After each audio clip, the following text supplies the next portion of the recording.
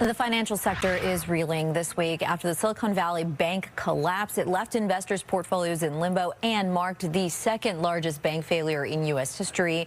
To stoke financial fears even more, two other banks came face to face with their own demise. Now, personal finance expert Dan Ricotta joining us live to share how we can best protect our own money from similar bank failures. Good morning to you. What's up, Maria? How are you? Good, a little worried. So to start off, Dan, is our money actually safe in banks right now? Absolutely yes is the answer. And by the way, it's perfectly fine and normal to feel worried. When we see images, on television of people waiting outside their bank to take out money to buy a Slurpee, well, sure, I'm worried too. But the reality is that if you are in a bank or credit union that has the FDIC insurance or the equivalent for the credit union, and you're not above that limit, you are fine. How do I know that? In the last 90 years, since the FDIC was founded, no one has ever lost a penny as long as they were within the insurance limit if their bank has failed. Excellent. So what happens when a bank does fail? How does it impact consumers? And check this out, Maria.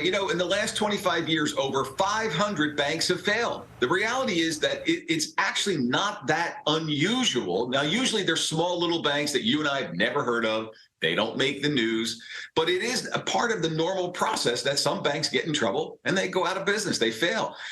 What happens is the FDIC, the Federal Deposit Insurance Corporation, steps in. They take over the bank, essentially. They are now responsible to the depositors to returning their funds as long as it's, again, under that limit of $250,000.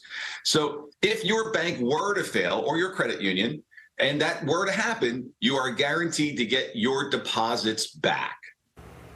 Okay, so this is not necessarily a problem I have, but let's say you are over that insured limit. What are some ways that you can protect yourself? Can you split it up into different accounts, or do you need different banks?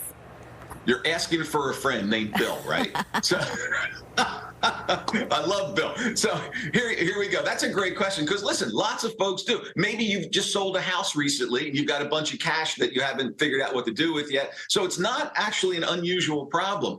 Here's the deal. If you have a partner, let's say you're married, you and your spouse open a joint account and you each get $250,000 for that, plus individual accounts, $250,000 for that. Forget the math. A married couple can get up to $1 million of coverage at the same bank.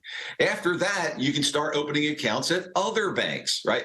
There's no limit on the number of accounts you can have with other banks, and get the $250,000 for each. Now that becomes cumbersome if you've got millions and millions of dollars, but for most mere mortals, it's very manageable. And we just got to look at some banking alternatives, if that's what you choose to do. But talk to me about what's a good idea and why we maybe need to beware of things like gold and crypto. I am so glad you said that because, unfortunately, over the last week, I've seen all sorts of, well, let's call it what it is, scams, creeps, whatever, coming out on social media, taking advantage of people's fears. Safe investment, treasury bonds. If you're looking for a bank alternative that's really safe, buy a government bond. Credit unions are fine, again, if you stay within those limits. I get a little nervous when we talk about gold and crypto because, sure enough, all the hucksters are out now peddling, the Z-list celebrities. Maybe I'm a V-list, I don't know. All those celebrities are out now, Maria, and they're starting to peddle these products, and they basically sell based on fear.